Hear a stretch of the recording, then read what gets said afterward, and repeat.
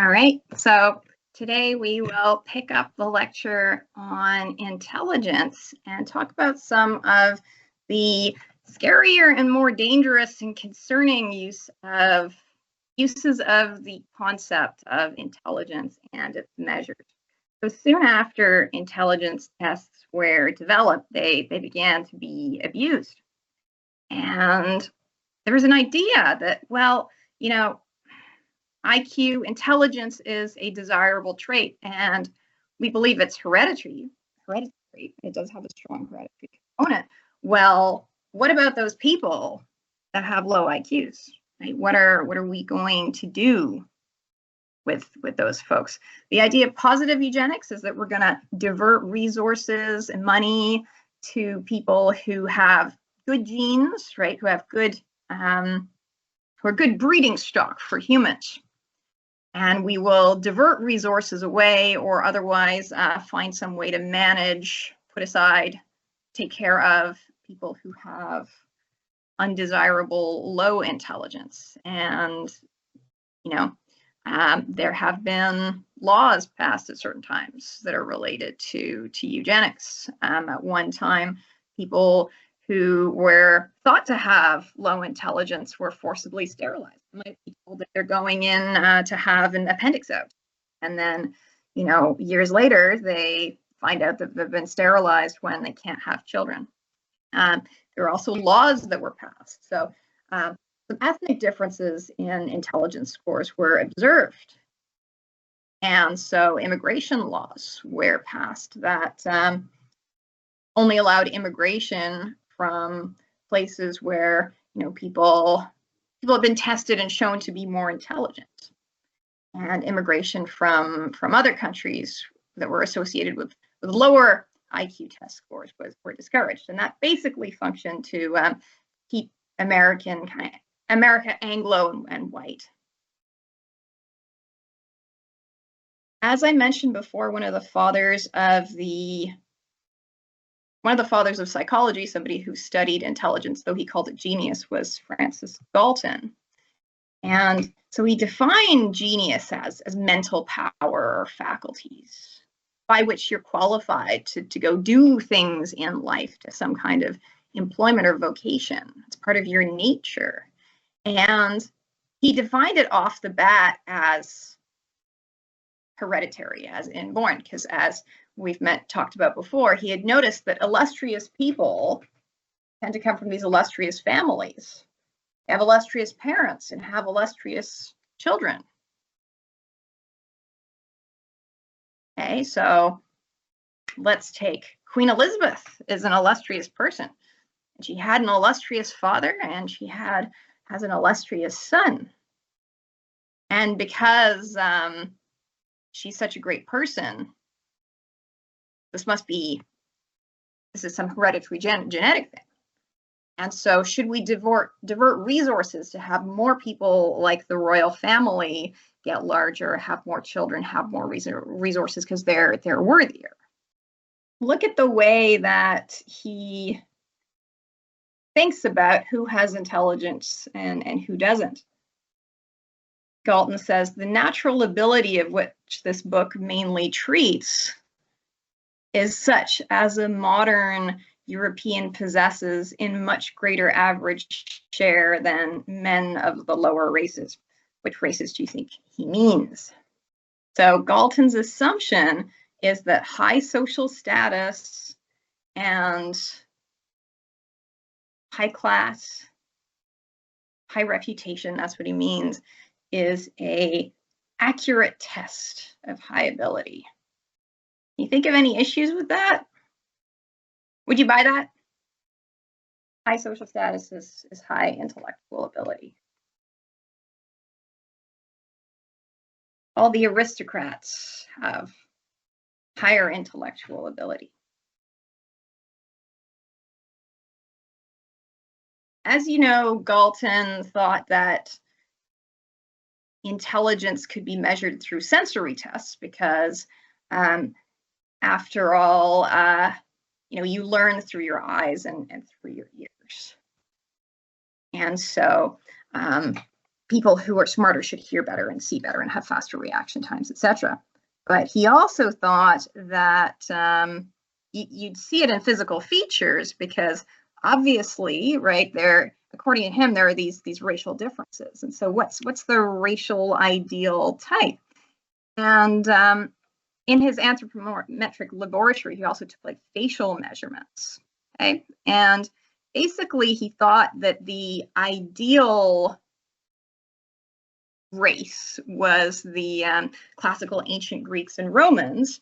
And so you're a more eugenic person, if that makes any sense, a more intelligent person, if you have these classical Greco-Roman features. And so those who don't maybe have lower intelligence and more criminal tendencies.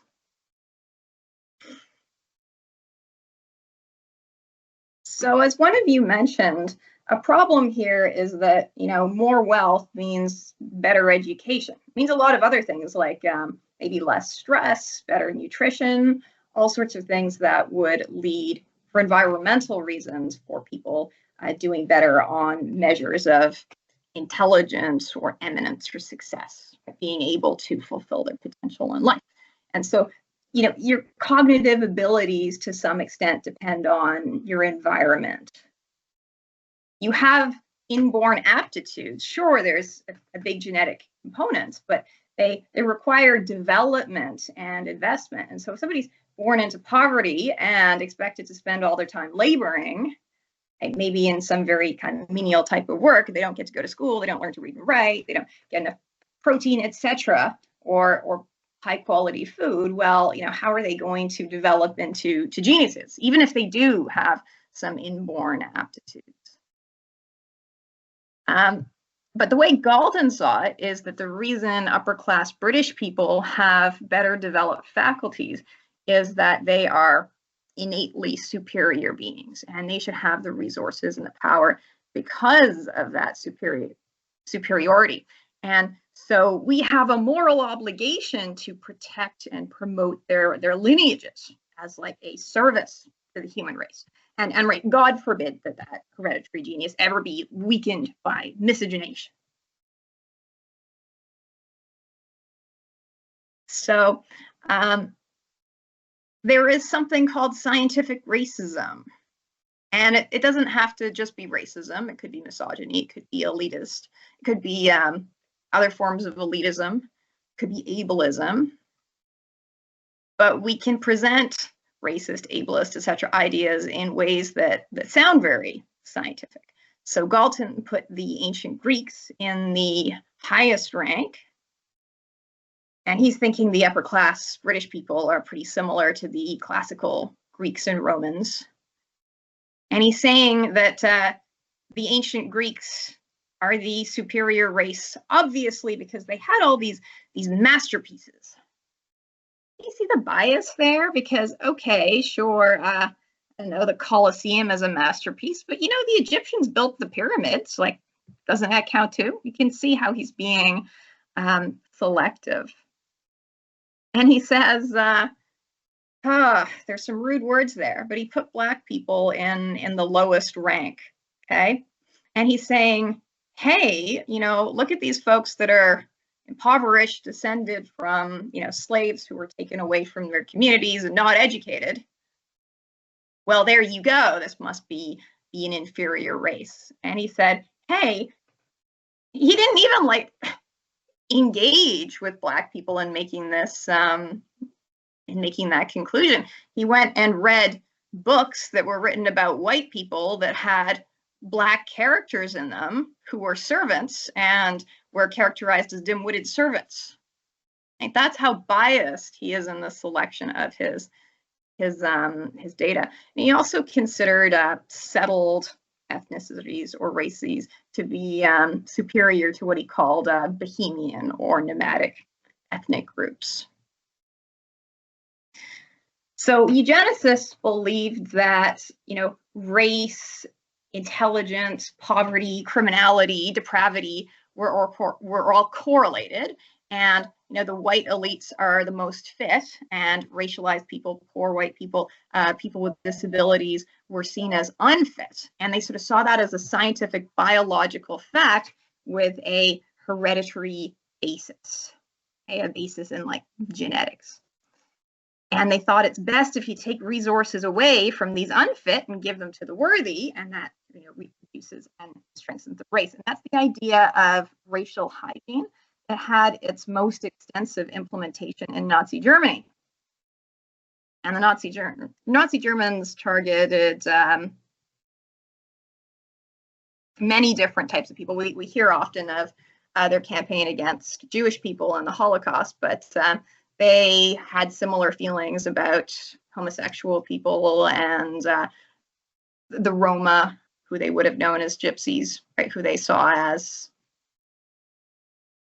frankly inferior or depraved. But they felt like they had a scientific basis for that belief, and that science, so it's really a pseudoscience, it led to government policies. Like there are laws that were based on them, and so people with mental illnesses, people who had measured low IQ were, say, forcibly sterilized or maybe even euthanized.